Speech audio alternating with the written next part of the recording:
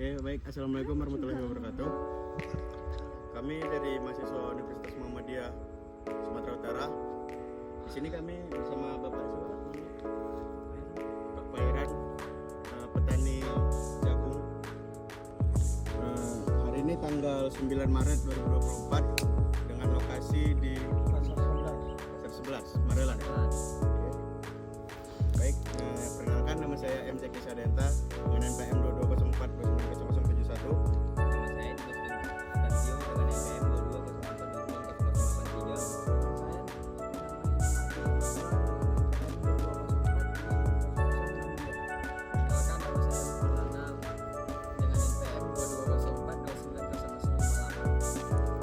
Baik, pertanyaan pertama dari Imam.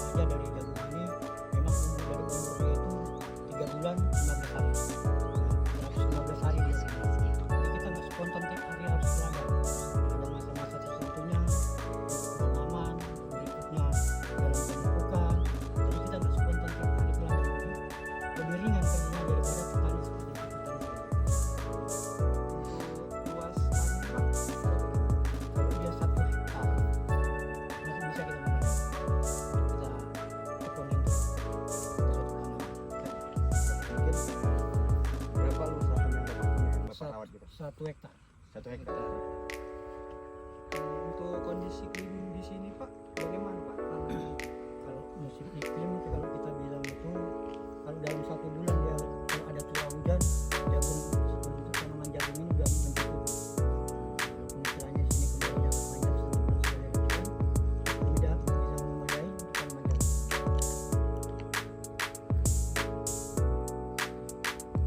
Terus apakah di daerah sini udah ada kelompok tani? Kelompok tani udah kami ada sanggar kelompok tani yang masing-masing. Jagung dia udah mempunyai grup dari kelompok tani. Untuk sayuran dia mempunyai grup dari kelompok tani masing-masing. Berarti di daerah sini semua udah ada kelompok tani. Sudah memiliki kelompok tani. Terus pertanyaan selanjutnya, apakah kelompok tani daerah sini sudah menggunakan alat modern? Kita sudah memakai alat modernnya itu ya kita harus kita campur bukan manual. Kita memakai untuk mesin traktor dan cara penanamannya itulah yang harus kita manual. Terus kira-kira berapa lama Bapak menekuni di pertanian ini Pak? Ya nggak lama ya, ada 3 tahun. Untuk pelayanan petani di sini gimana Pak? Ya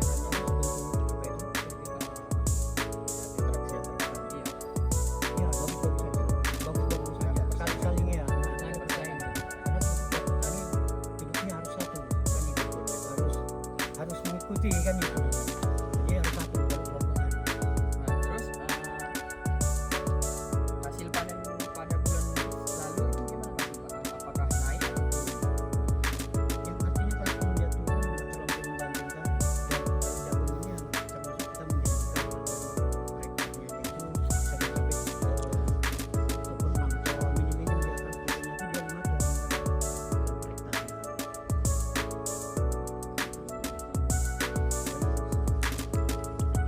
Bagaimana harga yang ditetapkan oleh penjual dengan biaya produksinya?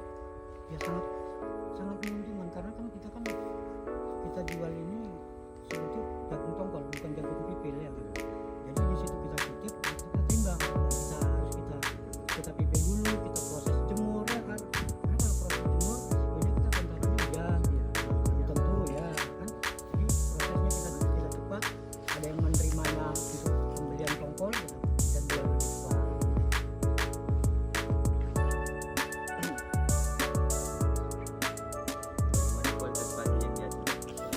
Jual es jagung yang biasa.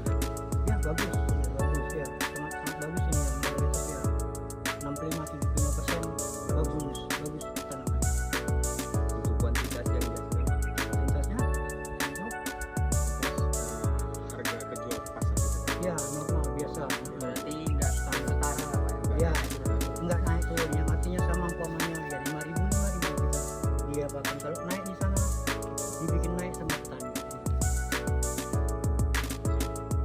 Apa saja pernah terjadi kelompok ini seperti hama atau penyakit atau apa ada tanaman jagung.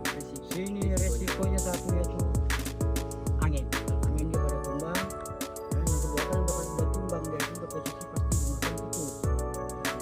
Resikonya dampak dari petani jagung ini dampaknya adalah angin kencang dia pasti tanamannya tumbang, dan efek dari tumbang itu dimakan tikus. Supaya apa yang dilakukan petani tidak terjadi resiko. Ya kita kalau sebentuk dampak yang seperti angin itu ya antisipasinya ya kita harus bagus saja biar supaya dia jangan terletak di sana, supaya jangan hama itu menyerang kan gitu. Tapi kalau tikus ini kan termasuk menggana, jadi harus kita antisipasi ya biar supaya nggak ganas sekali ini tikus kan.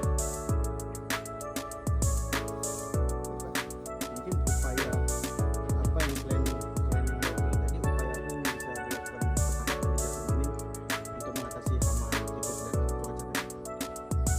Tikus ini salah satunya yaitu antisipasinya ya kita perbaiki yang tumbang itu biar supaya jangan langsung dia ke tanah, yang arti menghindar dari jangkauan tanah, karena tikus ini memang letaknya kan di bawah ya kan. Jadi kita usahakan kita ikat tinggi jagung itu, bentukan kita ikat dengan cara rapi biar supaya nggak tumbang.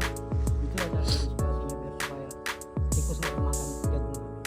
Tegakkan lagi. Iya dibalikan ya semula. Jadi kan memang ada sebagian itu ya memang dari situ ya kan.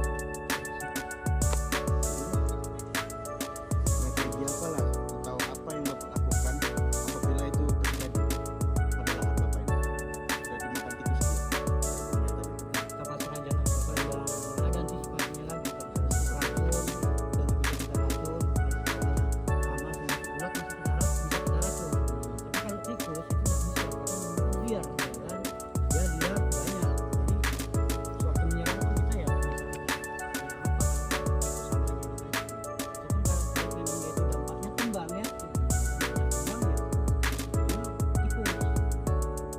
Misalnya Pak, ini sudah terjadi, sudah kena hama tadi untuk upaya apa yang Bapak lakukan apabila hal yang tidak diinginkan tersebut terjadi untuk membangun usaha ini kembali? Ya kita rintis lagi mulai dari awal, karena memang dalam satu putaran ini kita telah menghasilkan karena kendala dari angin, jadi timbul angin bisa tumbang dari tumbang karena menggunakan hama dia menunggu tahap berikutnya. Nah, kalau itu memang dari risiko ya kan, menunggu tahap berikutnya dan mudah-mudahan aja di sini nggak apa-apa ya kan. Itu tantangannya. Untuk modal nih Pak, Bapak mendapatkan modal untuk mengolah lahan satu hektar ini, apakah biaya berkat Bapak sendiri atau dari koperasi-koperasi atau dari kelompok tani gitu? Dia ada dari kelompok. Nah, ini kalau dari kelompok kita pemotongan dari kelompok itu dananya setelah penghasilan ada kan gitu. Kalau dari kelompok kalau memang dari kita pribadi kita dapat sendiri kan gitu.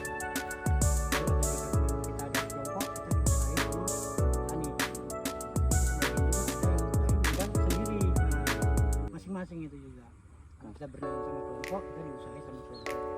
Kalau nggak bernaung ya kita masih jadi kita bernaung juga sama kelompok, cuma kita mau berdikari sendiri untuk memakai modal kita sendiri, mungkin lebih baik ya. Nah, kan tadi Bapak bilang ada kelompok tani di daerah sini. Apakah ada asuransi untuk apabila tanaman Bapak ini terkena risiko hama-hama Bapak? Kalau sebentuk risiko itu kan umpamanya dari dampaknya salah satu itu kena hama kan kita kelompok akan mengganti walaupun caranya istilahnya kita membayar dengan cara mencicil. Kita diganti kan gitu ya. Dan ini kita setor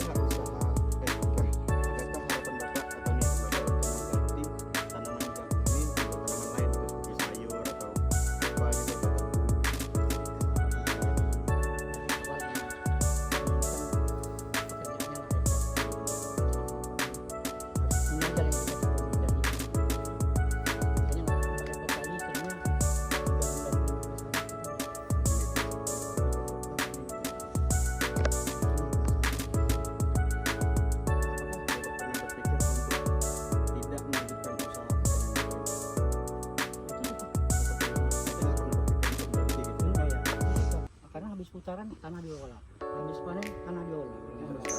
Ini itu masalah tes ya nggak? Habis nanti panen tanah diolah. Dalam nanti panen nanti 1 minggu itu udah